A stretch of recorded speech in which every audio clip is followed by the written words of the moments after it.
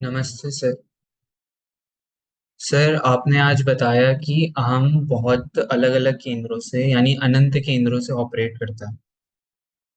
तो सर, आज के सूत्र में क्या कबीर साहब ये बताना चाहते हैं कि हर प्राणी, हर मनुष्य प्राणी को मल्टी पर्सनैलिटी डिसऑर्डर है, जिसको डिसोसिएटिव आइडेंटिटी डिसऑर्डर भी कहते हैं।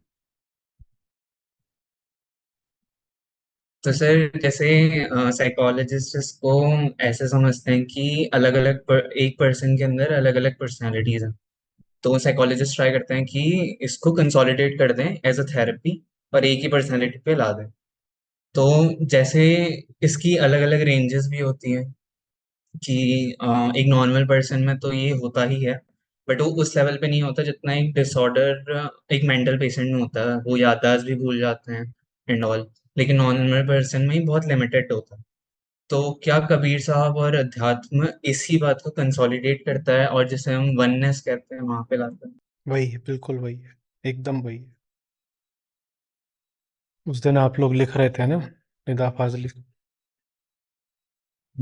ये एक आदमी में होते हैं 10-20 आदमी, जिसको भी देखना कई बार देखना। बस यही है। और यही वजह है कि जिसको हम आम आदमी बोलते हैं, वो ना अपना हो सकता ना किसी और का हो सकता, क्योंकि वो एक है ही नहीं। रावण के 10 सर इसी के प्रतीक हैं। वो एक है ही नहीं। आप जाते हो, आप किसी के साथ कोई व्यापारिक अनुबंध कर लेते हो। हम्म।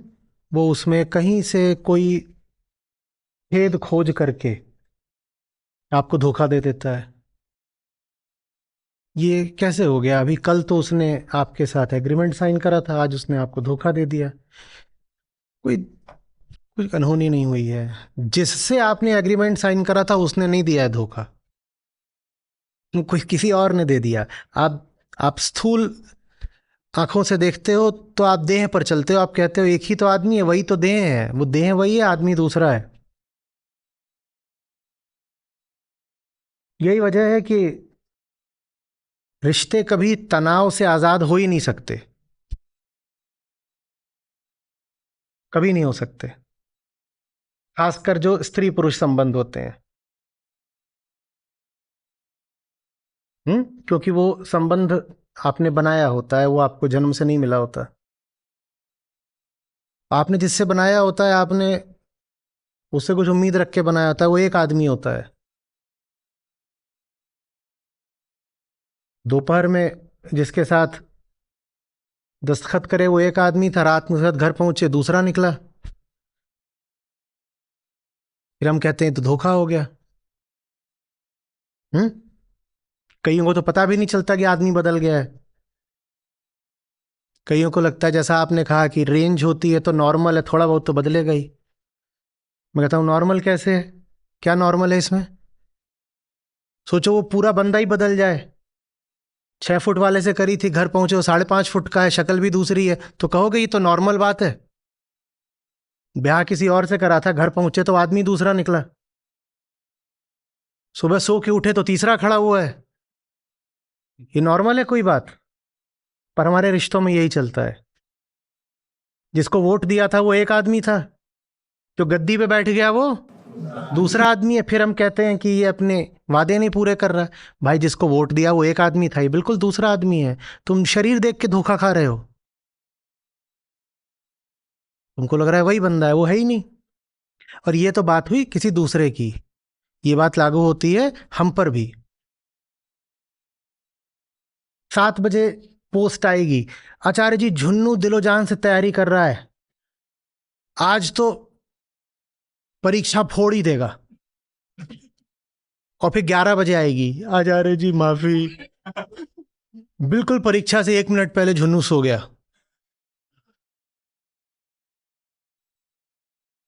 जिसने 7 बजे लिखा था कि मैं बहुत गंभीर हूं, सिंसियर हूं, वो एक आदमी था। जो सो गया वो बदला कैसे? बदला कैसे? जिसने लिखा था उसके बगल में धनिया नहीं खड़ी थी। जो सो गया उसके बगल में धनिया सोई हुई थी। क्योंकि हमने कहा ना, हम बिना इम्यूनिटी के लोग होते हैं। बाहर का विषय बाहर नहीं रहता, वो हमारे भीतर प्रवेश कर जाता है। हमारा कोई अपना केंद्र नहीं होता। अहंकार एक लुढ़कता पुढ़कता केंद्र है। वो माहौल के हिसाब से बदल जाता है। माहौल के हिसाब से बिल्कुल बदल जाता है।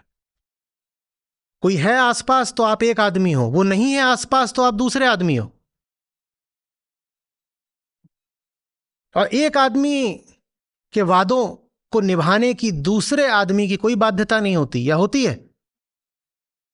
इन्होंने मुझे बोला आपको 100 रुपए देंगे, मैं 100 रुपया इनसे मांगूं, ये कोई बात हुई? वादा इन्होंने किया, ये काहे को निभाएं? ये बात तो बिल्कुल सीधी लगेगी। लेकिन अगर इन दोनों की शक्लें बिल्कुल एक जैसी हों, कपड़े एक जैसे हों, तो फिर मामला पेचीदा हो जाता है। शेक्सपियर का है ना क्या, कॉमेडी ऑफ एरर्स, वो यही है पूरा। उस पर हिंदी में फिल्म भी बनी थी, किसको पता है? अंगूर। वो यही है पूरी। तो सर इसका मतलब ये हुआ कि एक ही आदमी में बहुत सारे आदमी हैं और बहुत सारे लोगों में एक ही आदमी दूसरा वाला तुमने क्या उछाला? कि बहुत सारे लोगों में एक ही आदमी।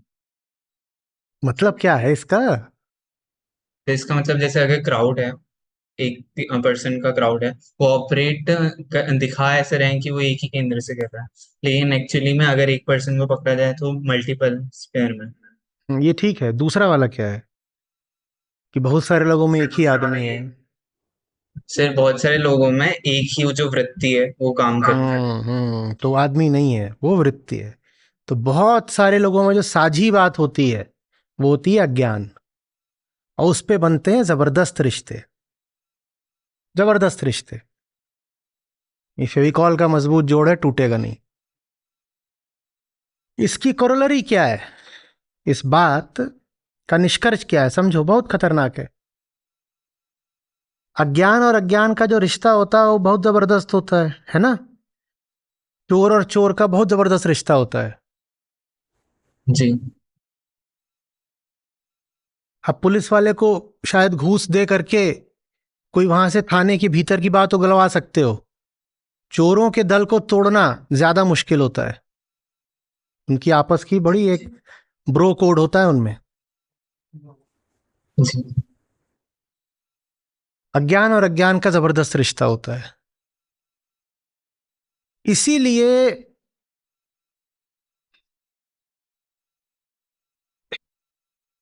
एक अज्ञानी जान लगा देगा जब वो पाएगा कि उसका जोड़ीदार ज्ञान की ओर चला है। काहे के लिए जान लगा देगा?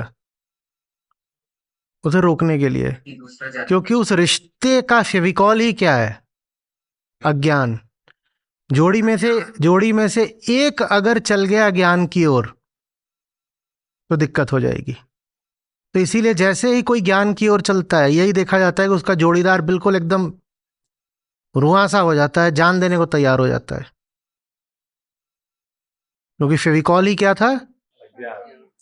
तुम भी पागल, हम भी पागल। मस्त नाच रहे हैं, बिल्कुल यही गा गा के नाच रहे हैं। इतना अच्छा लगता है ना, हाउ क्यूट। हम्म। अब उसमें से एक समझदार होने लग जाए तो दूसरे की आफत आ जाती है।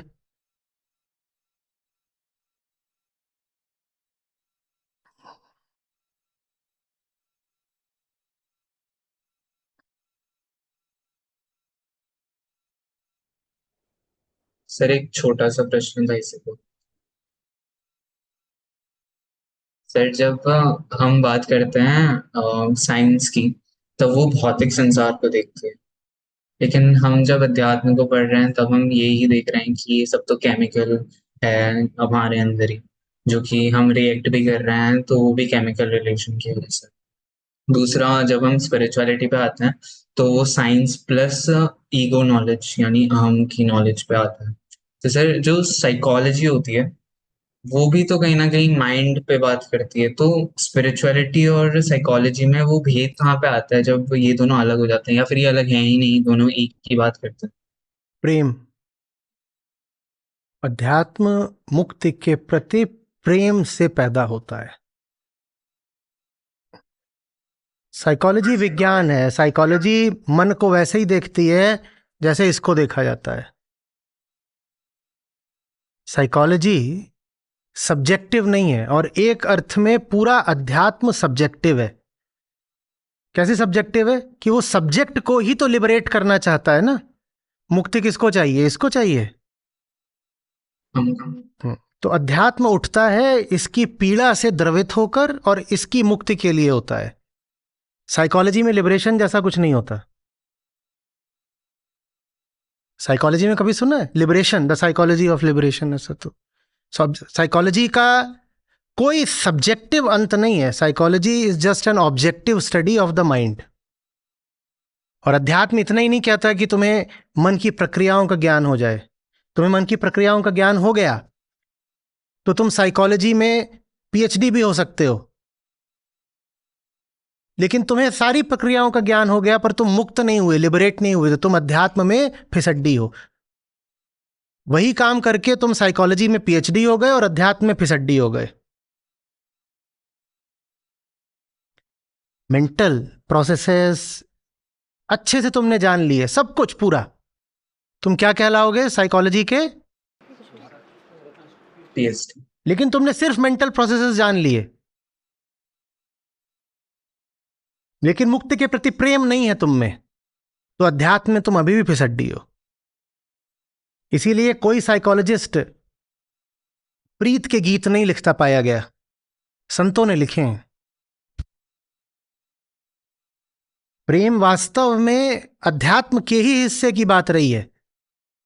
प्रेम वो थोड़ी है जो हम सोचते हैं प्रेम ये है वो है, इसने इसको पकड़ लिया तो प्रेम हो गया, उसने उसको पकड़ लिया। प्रेम तो बस यही जानते हैं जो गा रहे हैं पानी में मीन प्यासी, ये काम कोई साइकोलॉजिस्ट, कोई मनोवैज्ञानिक नहीं करेगा, ये उसके क्षेत्र में नहीं आता। ये प्रेम की बात है। तो सर, साइकोलॉजी में सिर्फ नॉलेज का पोर्शन आ रहा है, ब्रेन नॉलेज का। वहीं अगर अध्यात्म की बात आई तो वहां पे नॉलेज नहीं, प्लस साइकोलॉजी में ब्रेन से पहले माइंड आता है। ब्रेन फिर तुम न्यूरो साइंस में घुस गए। माइंड की नॉलेज, माइंड की जो प्रोसेसेस है, पर्सनैलिटी की जो विभिन्न प्रक्रियाएं हैं, उनके बारे में जानना, सिर्फ जानना, नॉलेज। और लेकिन अध्यात्म में नॉलेज प्लस दुख से मुक्ति। प्लस नहीं, दुख से मुक्ति ही लक्ष्य है। सारा ज्ञान बस साधन है, सारा ज्ञान साधन है, प्लस नहीं है बीच में। दुख से मुक्ति ही लक्ष्य है। साइकोलॉजी के बहुत लक्ष्य होते हैं। इंडस्ट्रियल साइकोलॉजी होती है, उसका लक्ष्य क्या होता है? क्या लक्ष्य होता है? कंज्यूमर साइकोलॉजी होती है, उसका क्या लक्ष्य होता है? वहां सकाम लक्ष्य होते हैं। और अध्यात्म का एक ही लक्ष्य होता है, मुक्ति, निष्काम। साइकोलॉजी के बहुत लक्ष्य हो सकते हैं, वो तो ज्ञान है, ज्ञान को तुम जैसे चाहो इस्तेमाल करो। अहंकार ज्ञान को अपनी कामना अनुसार इस्तेमाल करता है, तो साइकोलॉजी के बहुत लक्ष्य हो सकते हैं। अध्यात्म का एक ही लक्ष्य होता है, मुक्त। तुम्ही से प्रीत है, तुम्हारे अलावा कुछ नहीं चाहिए। और उसी एक से प्रीत करने के लिए बाकी जितने होते हैं उनका एक तरह से रिजेक्ट कर दें। कर पाओगे? 5, 7, 30, 50 कैसे करोगे? दिक्कत हो जाएगी। किसी से प्रेम हो गया हो, उसके साथ भी 10-20 याद रह लेते हैं तुमको? मुस्कुराहट से तो लग रहा है रह लेते हैं। गड़बड़ आदमी हो क्या? नहीं सर। प्रीत का तो मतलब ही होता है एक निष्ठा, वन पॉइंटेडनेस। अरे थॉटलेसनेस। थॉट हो सकते हैं, सारे थॉट एक के रहेंगे, उसी के अधीन रहेंगे, उसी के पीछे पीछे रहेंगे, निर्गुण के ही गुण गाएंगे सारे विचार। विचारों में क्या बुराई है? काहे को उनकी जान ले रहे हो? जैसे पांव चलते हैं वैसे विचार भी चल सकते हैं, पर पांव उधर को चले जहां जाना है, और विचार भी उसी के अधीन रहें जिसके पास जाना है। विचारों में क्या बुराई हो गई? प्रेम का अर्थ ही होता है एक। 70 से जो करा जाए उसे प्रेम नहीं बोलते, वो वासना है। वासना माने ये भी नहीं कि उसमें कुछ क्या, मक्खी है अभी यहाँ आएगी, एक गिलास है उस पे बैठ जाएगी, दूसरी गिलास है उस पे बैठ जाएगी, पाएगी कुछ नहीं, फिर जाके किसी में डूब के मरेगी।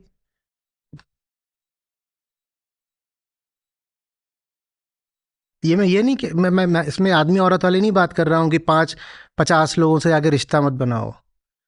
वासना से मेरा आशय कोई भी विषय हो, कामनाएं हो सकती हैं बहुमुखी, डाइवर्जेंट। प्रीत तो एक मुखी होती है, एकनिष्ठ होती है।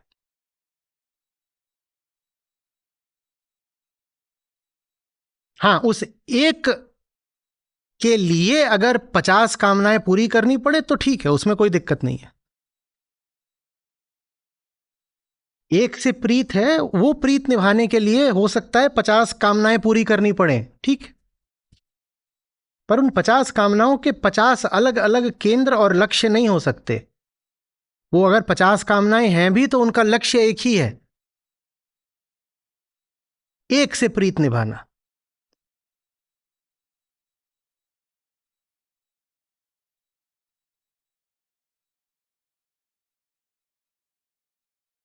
साइकोलॉजी माइंड को ऑब्जेक्ट की तरह देखती है। स्पिरिचुअलिटी माइंड के सेंटर में जो ईगो बैठी है, जो सब्जेक्ट है, उस सब्जेक्ट को लिबरेट कराती है। ये अंतर है। सब्जेक्टिव है साइकोलॉजी। सब्जेक्टिव इस अर्थ में नहीं है कि उसमें बायसेस हैं, सब्जेक्टिव इस अर्थ में कि वो सब्जेक्ट से डील करती है।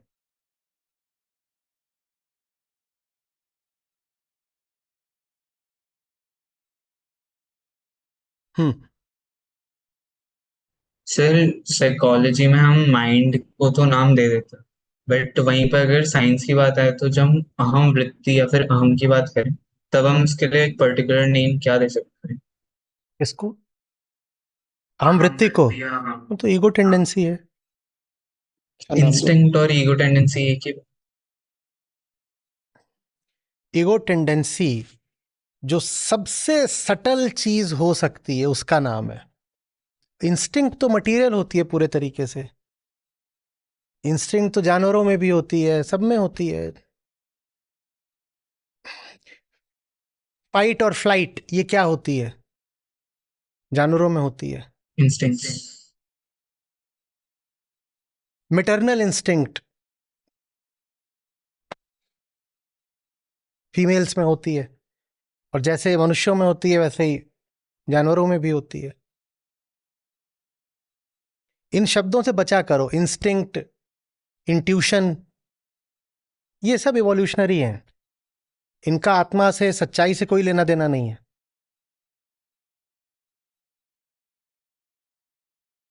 ये प्रकृति से रिश्ता रखते हैं। इनका सत्य से नहीं रिश्ता है। या सिक्स्थ सेंस, ये सब वही है, इवोल्यूशनरी, प्राकृतिक। उसका अध्यात्म में कोई स्थान नहीं है।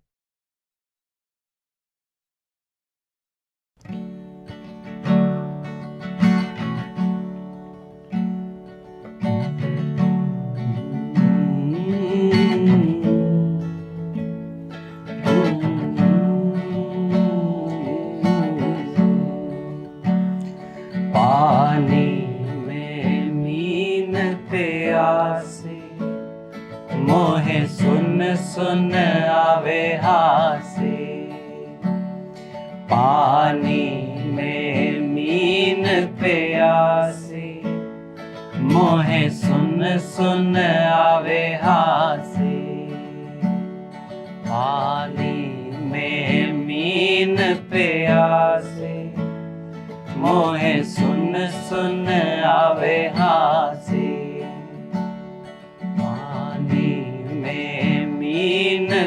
प्यासे मोहे सुन सुन आवे हासे आत्म ज्ञान बिना नर भटके आत्म ज्ञान बिना नर भटके कोई मथुरा कोई काशी साधो कोई मथुरा कोई काशी आत्म ज्ञान बिना नर भटके आत्म ज्ञान बिना नर भटके कोई मथुरा कोई काशी साधो कोई मथुरा कोई काशी जैसे मृगाना भी कस्तूरी जैसे मृगाना भी कस्तूरी बन बन फिरत उदासी पानी में मीन प्यासी मोहे सुन सुन आवे हासे पानी में मीन प्यासी मोहे सुन सुन आवे हासे जल बिच कमल कमल बिच कलियां जल बिच कमल कमल बिच कलियां साधो तापर भवर निवासी जल बिच कमल कमल बिच कलियां जल बिच कमल कमल बिच कलियां तापर भवर निवासी साधो तापर भवर निवासी सो मन बस त्रयलोक भयो है सो मन बस त्रयलोक भयो है यति सती सन्यासी पानी में मीन प्यासी मोहे सुन सुन आवे हासी पानी में मीन प्यासी मोहे सुन सुन आवे हासी जाको ध्यान धरे विधि हरिहर जाको ध्यान धरे विधि हरिहर मुनि जन सहस 88 साधो मुनि जन सहस 88 जाको ध्यान धरे विधि हरिहर जाको ध्यान धरे विधि हरिहर मुनि जन सहस 88 साधो मुनि जन सहस 88 सो तेरे घट माही विराजे सो तेरे घट माही विराजे परम पुरुष अविनाशी पानी में मीन प्यासी मोहे सुन सुन आवे हासी पानी में मीन प्यासी मोहे सुन सुन आवे हासी